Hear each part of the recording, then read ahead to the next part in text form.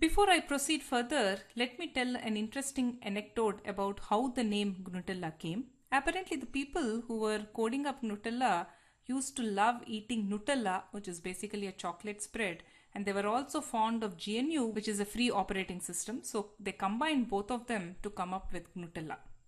So coming back, so by the time Napster was in lot of legal trouble, so these people figured out that that's not the way to go. So they eliminated this central server and went for a fully distributed system. That is, the peers form an overlay network and the peers are going to search and fetch themselves. Suppose this is the overlay network that they form.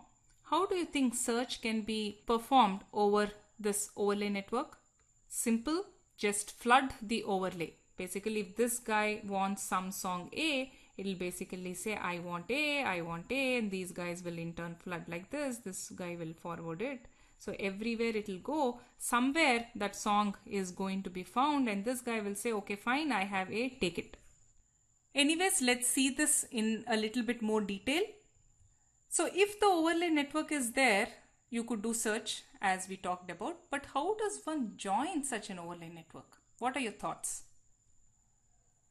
Well, to join the overlay network, you definitely need some IP address port information of some of the peers that are already part of the overlay network.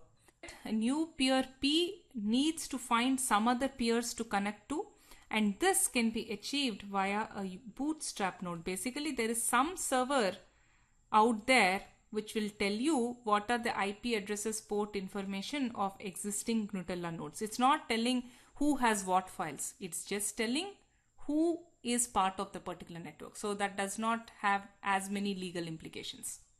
So once a peer P gets hold of a list, it will attempt to connect with these peers. By the way, these peers may not be there at that time when P wants to talk with them, but it's a list. So it will finally find someone on the list with which it can connect. Let's say it was able to connect to Q successfully. And by the way, these connections are TCP based. Now what P will do is it will send a ping message to Q. This ping is not the same as the network ping that we use. This ping is Gnutella specific ping. It's some message that they are calling it as ping. So they're basically P is going to send a ping message to Q, and what Q is going to do is it will flood this message into the overlay. Now there's a point to note here called TTL restricted flooding. In other words, this overlay network could be very large. It could in fact cover millions of nodes, and your message you don't want to flood into the entire million node network, because if everyone is starting to flood, then the entire bandwidth of the network will be consumed in just these flood messages. So you want to restrict the scope of flooding. So what you do is in each message you are going to specify a time to live. Even though it is called a time to live, basically what this says is the number of hops this message can travel beyond which it will be dropped. For example, if you specify a time to live of 3, after this message traverses over 3 hops, you're just going to drop it. So this way, when you do this TTL restricted, this ping message is not going to go into the entire overlay, but it will get dropped after some time. Now all peers that are receiving the ping message respond with what is called a pong message, and this pong message is sent over the reverse path. I will just explain this shortly via a figure, just bear with me. So some of the peers within the overlay network are going to respond to P with a pong message. Thereby this P, which is the new node that is joining, is going to receive many pong messages. From this, it can select a subset and set up additional TCP connections. So let's see what is happening. So this is P. It got a list of nodes from the bootstrap server, and let's say it succeeded in connecting with this node Q. So this has joined the overlay network via Q. Now what this is going to do is it's going to send a ping message to Q, and this Q is going to forward this into the overlay network. Basically some flooding is happening, and this flooding may not go the entire network. Maybe this is the scope of the flooding. in which case these other nodes, let me call them A, B and C, are going to respond with a Pong message.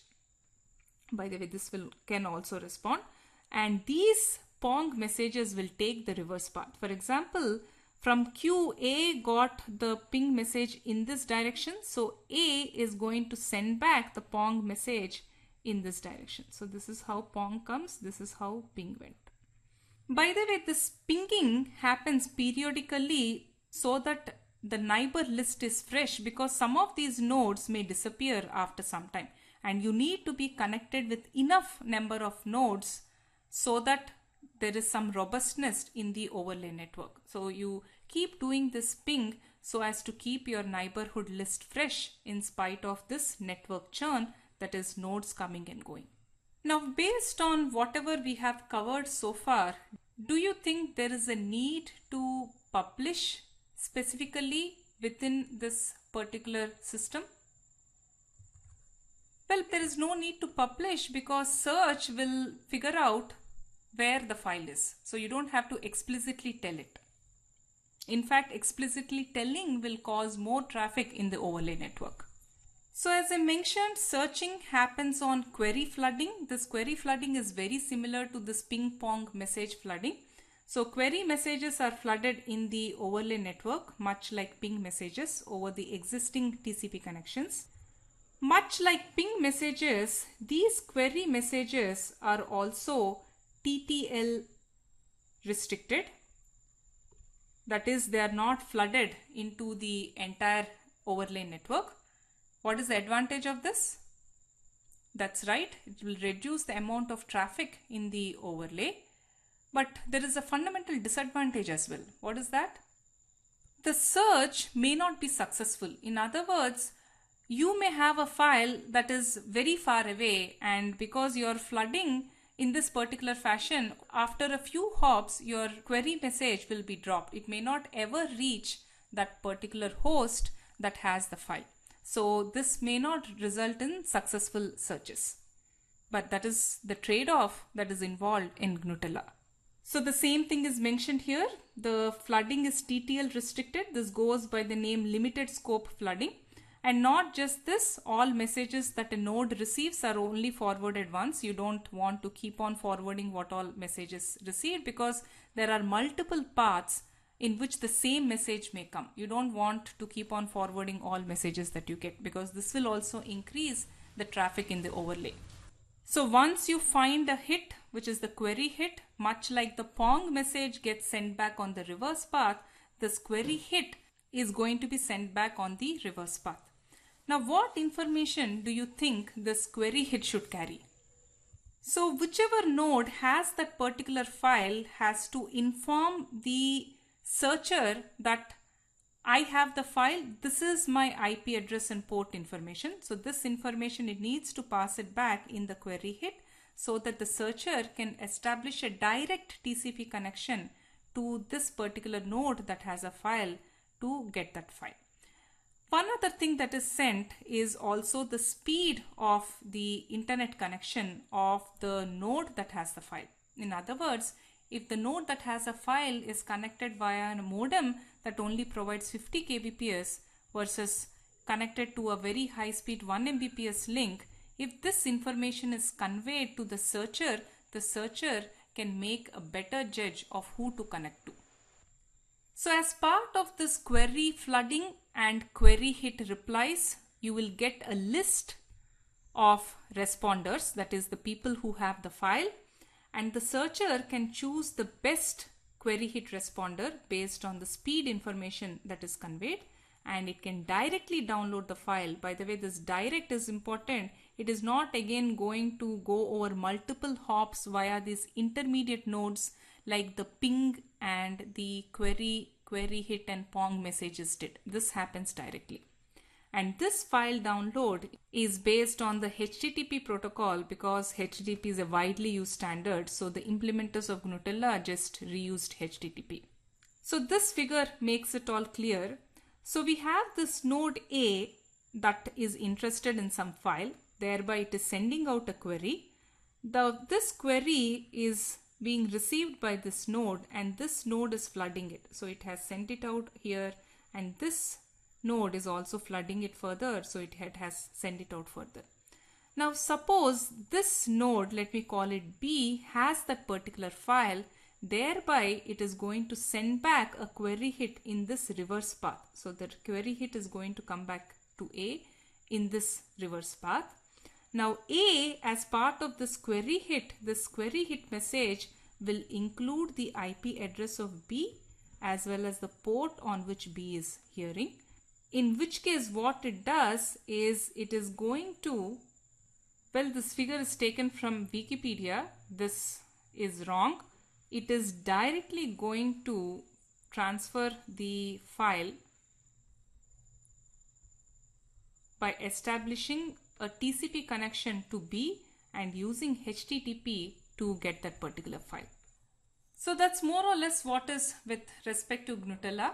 Given this discussion, what do you think are the pros of this particular protocol? Well, it's a fully distributed protocol, so the cost of search and processing is shared by the peers, and as I mentioned before as well, it is difficult to pull the plug for such a distributed system because there is no single person whom you can take to court. What are the disadvantages of this particular protocol? This flooding can cause excessive traffic, but it's somehow controlled through this limited scope flooding, basically use of TTL. But because of this limited scope flooding, your search can be unreliable. Your search can also be unreliable due to network churn because nodes come and go. So there's no guarantee that you'll always get a result for your search. And another problem with this particular approach is that there is no mechanism that you can use to handle what are called freeloaders. Freeloaders are people who just download, that is get files, without sharing. In other words, they don't upload any files, they just take from others without giving back. And you want to discourage such freeloaders in a peer-to-peer system because peer-to-peer system is all about give and take. So to summarize, we looked at two peer-to-peer systems, Napster and Gnutella. Both are diagonally opposite. Napster employs centralized server, whereas Gnutella is fully distributed and it employs flooding. Each system, as we saw, has its own set of pros and cons. Both face legal hurdles. Napster got fully shut down. Gnutella kept on, but it lost a lot of popularity due to, again, some of these lawsuits and shutting down of some of the client variants.